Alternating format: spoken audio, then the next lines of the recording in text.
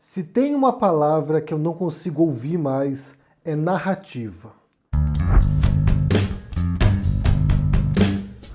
Porque essa palavra, quando utilizada no modo como ela é utilizada no debate público no Brasil hoje, ela quer designar basicamente que você tem histórias, você tem uma organização dos eventos para defender uma posição ideológica e que os fatos, aquilo que está ali na base das narrativas, simplesmente não importam.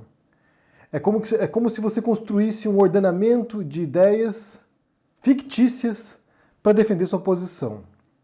E não é de hoje, na verdade, quando a gente for pensar, nesse termo narrativa, não é de hoje que as disputas ideológicas e políticas no mundo se fundamentam em narrativas.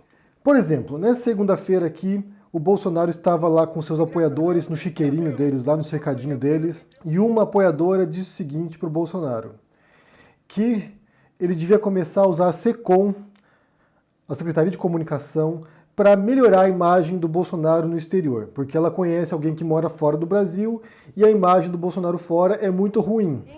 E nós queremos dizer para o senhor, presidente, para que a SECOM faça uma propaganda melhor do senhor, uma propaganda massiva, pois lá no exterior o senhor não está sendo bem visto.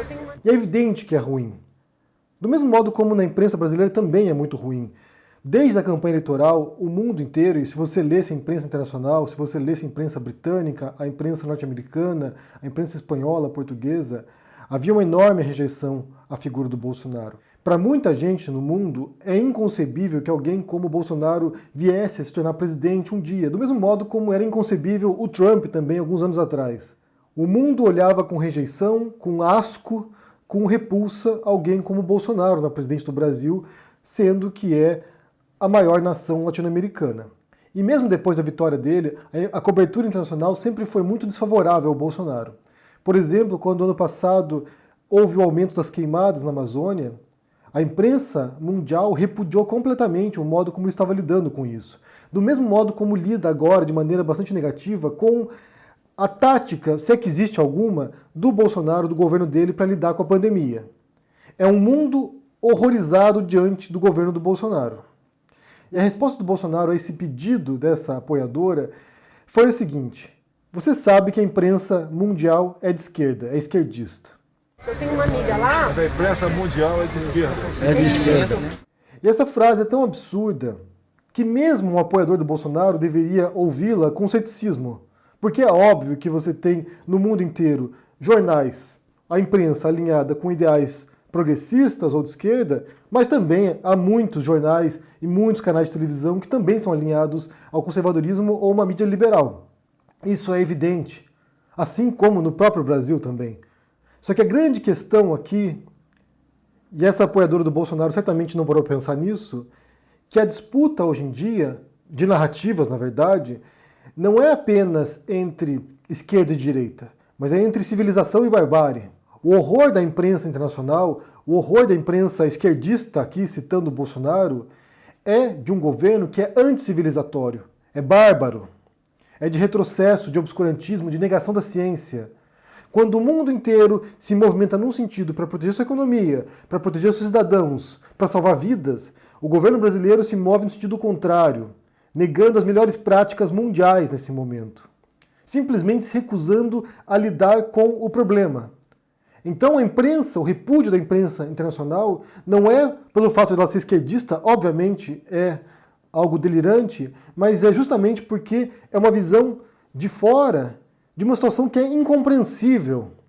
Dias atrás eu conversei com um amigo português e uma das perguntas feitas a ele foi se haveria em Portugal hoje alguma condição de alguém como Bolsonaro chegasse ao poder lá. Alguma figura como Bolsonaro, algum extremista de direita com a retórica bolsonarista. E ele me disse que, nesse momento, é inconcebível, porque o modo como Portugal lidou com a situação da pandemia lá foi exemplar, na verdade, não apenas em relação ao Brasil, mas em relação ao mundo também. Lá você viu uma união de diferentes partidos, de diferentes posturas ideológicas partidárias, se unindo e dando mútuo suporte para atravessar esse problema, para atravessar essa crise profunda, sanitária e econômica também. E são esses modelos que muitos países observam, nesse momento, para extrair inspiração, para lidar com a questão. Você tem visto essa imprensa mundial agora observando com admiração Angela Merkel, uma primeira-ministra de direita, mas ao mesmo tempo observando com admiração a primeira-ministra da Nova Zelândia, a Jacinda Ardern. Duas pessoas com posições políticas diferentes, mas que compreenderam o desafio e foram lá e fizeram tudo o que fosse necessário para proteger os seus cidadãos. A imprensa mundial não é esquerdista de acordo com a narrativa bolsonarista. Ela é simplesmente crítica em relação ao poder dos seus representantes. E essa é a função básica da imprensa. É informalmente o quarto poder que fiscaliza os atos dos poderosos. E é claro que quem está no poder acha que é incômodo esse tipo de fiscalização, o tempo todo escrutinando. Vocês não imaginam como eu apanhei da mídia brasileira. Na reunião ministerial, cujo vídeo foi divulgado semana passada, você tem um momento ali no qual o Ricardo Salles, o ministro do Meio Ambiente, diz o seguinte, que eles deveriam aproveitar agora esse momento no qual a imprensa está se concentrando sobre a pandemia, está distraída agora com essa catástrofe sanitária, para que eles passem a boiada, para que eles passem tudo aquilo que eles quiserem passar, porque assim a imprensa não vai observar. A oportunidade que nós temos, que a imprensa não está nos dando um pouco de alívio nos outros temas, é passar as reformas infralegais de desregulamentação, simplificação. Então, para isso precisa ter um esforço nosso aqui, enquanto estamos nesse momento de tranquilidade no aspecto de cobertura de imprensa, porque só fala de Covid, e ir passando a boiada. Agora é a hora de unir esforços para dar de baseada a simplificação de regulatório que nós precisamos. E aqui você nota como governos autoritários, como governantes com viés autoritário desprezam a imprensa, odeiam a imprensa, porque justamente essa pedra no sapato que está constantemente relembrando, olha só, nós estamos aqui, nós estamos de olho no que vocês fazem, nós estamos prestando atenção, estamos denunciando os seus erros. Mas quando você estabelece essa noção de narrativa, de que isso é apenas uma narrativa, é a esquerda infiltrada na imprensa que quer me derrubar, isso veta simplesmente a compreensão do que se passa. Uma outra narrativa recorrente do Bolsonaro, usando esse termo agora já desgastado, e que a gente também observou na reunião ministerial, é quando o Bolsonaro sugere armar a população para que essa população armada enfrente a ditadura. E aqui ele se refere basicamente à posição de governadores e prefeitos, que resolveram fazer lockdown, que resolveram fechar as pessoas em casa, fazer quarentena rigorosa para evitar o contágio, para evitar a contaminação das pessoas. Então o Bolsonaro sugere que as pessoas vão às ruas armadas, se estivessem armados pelo menos, vão armadas e confrontem prefeitos e governadores. Olha, como é fácil impor uma ditadura no Brasil, como é fácil. O povo está dentro de casa. Por isso que eu quero, ministro da Justiça e ministro da Defesa, que o povo se arme. Que é a garantia que não vai ter um filho da puta aparecer para impor uma ditadura aqui.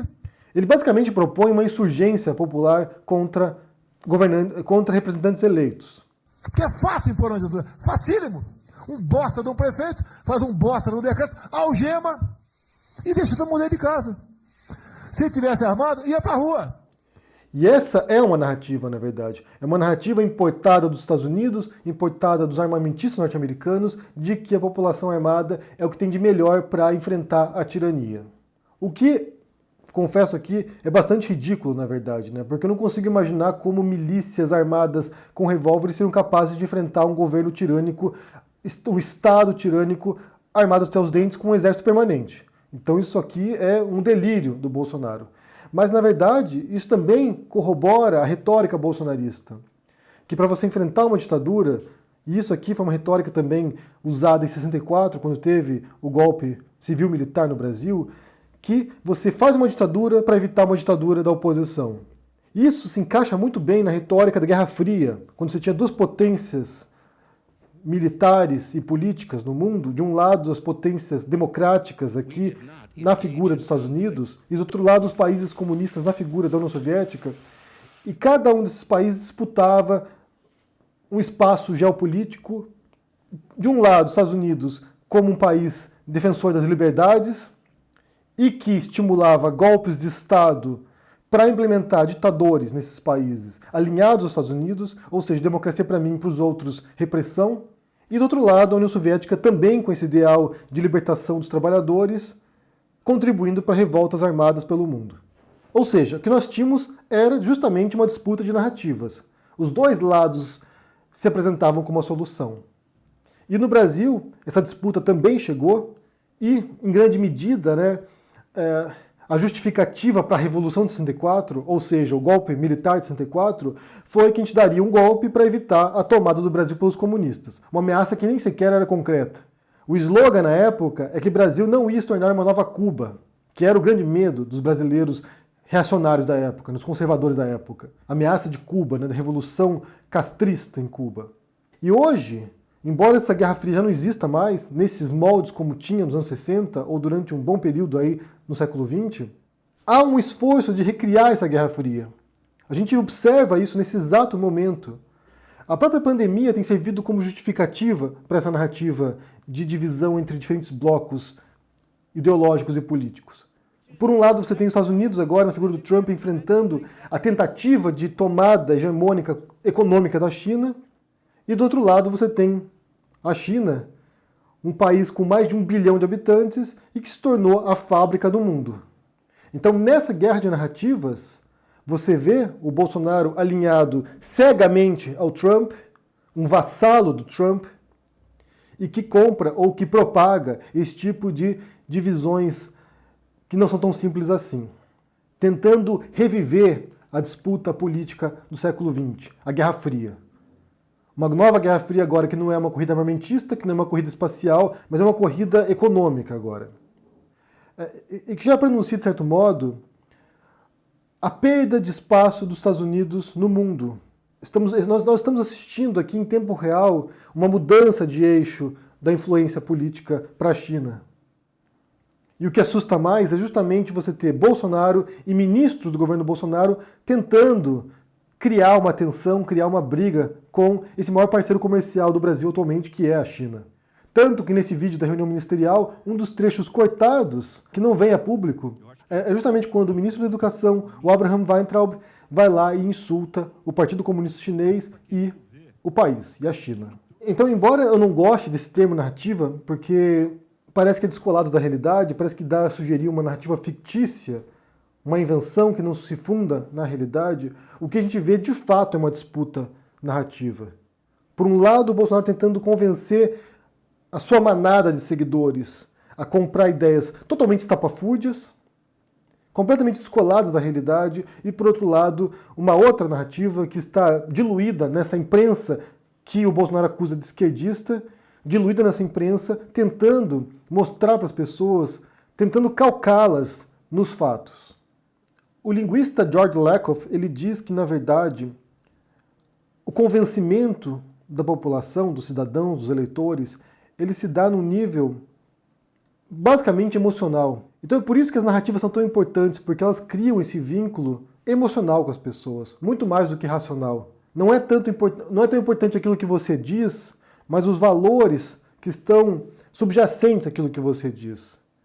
Então, nosso maior desafio nesse confronto com as narrativas bolsonaristas é justamente encontrar um modo para atingirmos as pessoas nesse nível, em parte racional, mas essencialmente emocional, para que elas compreendam a nossa narrativa, para que elas entendam os valores que nós representamos e que são, nesse momento, justamente a oposição a esse retrocesso intelectual, moral, a esse retrocesso político que o Bolsonaro representa. O vídeo da reunião ministerial, ele é um exemplo claro de como eles se comportam e do repúdio que eles têm a comportamentos civilizatórios mesmo. Porque basicamente você vê ali insultos, ataques a instituições, ataques a ministro do Supremo, ataques a outros países. Uma ministra como a Damares propondo a prisão de governadores e prefeitos. Ou seja, tudo ali dentro é anticivilizatório. E esse vídeo da reunião ministerial ele vai assombrar o Brasil por muitos anos no futuro. Porque talvez tenha sido o ponto mais baixo da história republicana do Brasil. É quando a gente mergulhou nesse lodaçal do bolsonarismo e descobriu ali todo o ódio que eles carregam dentro de si. E quando você tem um presidente que o tempo todo precisa reforçar que ele não é um ditador, comecem a se preocupar. Porque quem é ditador não precisa ficar falando que não é. Eu quero saber o que vocês pensam sobre esse tema aqui. Primeiro, sobre essa disputa narrativa. Se vocês observam isso se dando no mundo hoje, como elas são construídas para envolver eleitores, cidadãos, para envolver a população. E como a gente pode tentar, de fato, conceber uma narrativa, nesse caso, mas calcada nos fatos, que é o mais importante, conceber uma narrativa que nos ajude a projetar os valores que a gente representa, que é justamente o respeito ao próximo, a aceitação da democracia, a defesa de valores democráticos, a defesa da ciência nesse momento tão complicado de pandemia.